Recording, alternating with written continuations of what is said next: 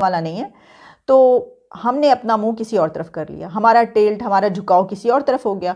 तो फिर उन्होंने कहा कि अच्छा ठीक है ऐसा है, तो फिर वो भी सीधे हो गए और उन्होंने कहा कि मैंने आपको ये बताया इससे पहले, अमेरिकन सेनेट कमेटी में जो डिस्कशन हुई है, जो सवालात उठे हैं, जो आवाज़ें उठी हैं पाकिस्तान के लिए, मैंने आपको बताया था कि ये तक कहा गया कि भाई किसी ने उनको फ़ोन करके नहीं कहा कि वो क्यों हमारी तरफ आएँ और ऐसा करें, लेकिन फ़ोन तक नहीं किया गया।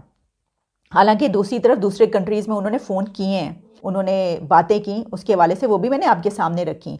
बहुत लंबी वो डिस्कशन थी, कई आवर्स पर मुश्तमिल, लेकिन मैंने उसमें से कुछ पॉइंट्स बताए थे। तो अब ये हुआ है और मैं ये समझती हूँ कि अभी आगे आगे और भी बहुत कुछ होगा, क्योंकि देखें जब हम कहते हैं एब्सोल्युटली नॉट, तो क्योंकि वो कोल्ड शोल्डर दे रहे थे, ये बात भी अपनी जगह पर मौजूद है, तो हमने कहा ठीक है अगर ऐसा है तो फिर हम अपना किबला काबा ही तब्दील कर लेते हैं। हमने कहा कि ठीक है जी ओके। तो फिर उन्होंने कहा ओके। तो अब ये सिचुएशन है और मेरा ख्याल है कि अब इस पे दबाव जो है वो बढ़ता जाएगा। इसकी वजह ये कि सिर्फ यही नहीं हुआ, मैं आपको ये बताना चाहती हूँ कि इसके साथ साथ EU एम्बेसडर्स इन इस्लामाबाद, उन्होंने एक रीजॉइंडर इशू किया है, the policy through a joint press statement, जिसमें यही बात उन्होंने कही और जो इससे पहले उन्होंने कही थी। लेकिन इस मरतबा foreign office spokes person Asim Iftikhar साहब ने इसको अनडिप्लोमेटिक एंड अनएक्सेप्टेबल कहा है। उन्होंने कहा है कि ये जो प्रेस स्टेटमेंट है ये अनडिप्लोमेटिक है, अनएक्सेप्टेबल है, हमें नहीं एक्सेप्टेबल ये। इससे पहले उन्होंने चंद घंटे पहले उस रेजोल्यूशन से इसी तरह का प्रेशर डालने की कोशिश की थी।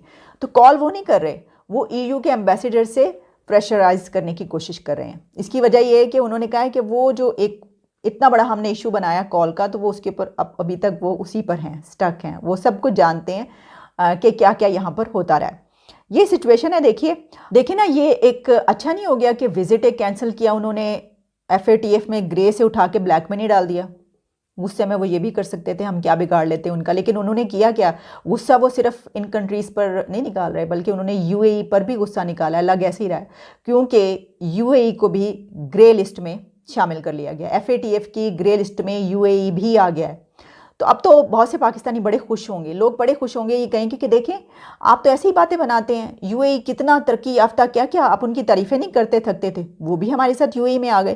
तो देखिए कितनी, ये तो फिर खुशी की बात है कि चले हम अकेले नहीं रहे। हम तो पहले खुश हो रहे थे कि शुक्र है कि हम ब्लैक लिस्ट में नहीं गए, हम ग्रे लिस्ट में ही हैं, ये क्या कम बात है। तो अब तो एक बड़ा मुस्लिम कंट्री, यानी कि जो बड़ी एक इस वक्त ज़बरदस्त लाइफस्टाइल के लिए मशहूर है, वो भी इस ग्रे लिस्ट में शामिल हो गया हमारे साथ। अच्छा, अगर आप वो लिस्ट उठा के देखें ना जो ग्रे लिस्ट में है, तो पूरी लिस्ट में ग्रे लिस्ट वाले मैक्सिमम कंट्रीज़ मुस्लिम कंट्रीज़ हैं। पता नहीं ऐसा क्यों, हालांकि हम तो अखलाकियात में बहुत कमाल हैं, आई हैव नो आइडिया ऐसा क्यों, लेकिन ये है कि ज़्यादातर मुस्लिम कंट्रीज़ हैं, मुसलमान कंट्रीज़ हैं। हालांकि इतने ऑनेस्ट हैं ना हम, तो किरदार में कितना हमारा किरदार अच्छा होता है, लेकिन ग्रे लिस्ट में सब ऐसे ही हैं। अच्छा, UAE के लिए ग्रे लिस्ट में कुछ मामलात हैं, यहाँ जैसे लॉन्ड्रिंग का मामला है, फिर वहाँ पे पैसों की लेन देन जो है, बहुत सारे ऐसे मामलात हैं। दहशतगर्दी के ऊपर जो फाइनेंसिंग है उसका भी उन पर मामला है।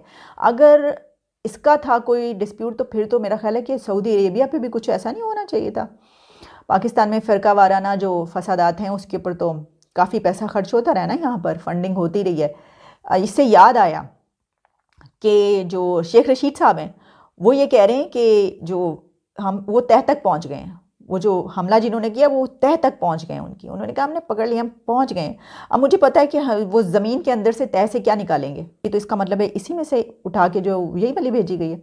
अब भाई मुझे नहीं पता, मैं तो सिर्फ ये सोच रही हूँ कि तो भाई इतना नखरे करने की बात क्या है, हम तो आपको बता रहे हैं। अगर उनका, वैसे वो जिसने कहा है वहाँ पर उनको सस्पेंड भी कर दिया गया, तो इसीलिए हमने ये कहा था कि हम जो वीट भेज रहे हैं अब हम वो नहीं भेज रहे, इसीलिए कहा गया था। लेकिन उसके पीछे तो कुछ और रीजंस भी आई थी ना, कि वो क्योंकि तालिबान जो हैं वो कह रहे हैं उनको डॉलर्स चाहिए, वीट नहीं चाहिए। मुझे लगता है उन्होंने वो वीट देख के ना उन्होंने कहा कि भाई इसमें से तो कीड़े ही कीड़े निकल रहे हैं सारे, तो ये तो हमारे पास कीड़ों का ख़जाना जमा हो जाएगा, तो इससे बेहतर है कि डॉलर्स ही मंगवा लिए जाएँ, कोई ऐसा चक्कर लग रहा है मुझे। तो भाई कोई बात नहीं, कोई मसला नहीं है। मैंने आपको बताया कि यहाँ पर तो सबसे बड़ी जो है वो शिकायत ही हो रही है कि यहाँ पे जो यूक्रेन से वीट मंगवाई गई है, जो लोगों को खिलाई जा रही है, उसमें भी कीड़े हैं। तो ये सिचुएशन है। अच्छा, एक और मैं आपको जो बात, हमारे इंफॉर्मेशन मिनिस्टर जो हैं वो ये फरमाते हैं, उन्होंने ये फरमाया कि देखिए ये जो हमला हुआ है ये तो दहशतगर्दी का हमला है, तो बड़ा बुरा मनाया उन्होंने, और हुकूमत को बहुत बुरा लग रही है ये बात कि इसको आप शियों के ऊपर हमले से क्यों मिला रहे हैं। अच्छा, मुझे बड़ी हैरानी है, सवाल ये है कि अगर शिया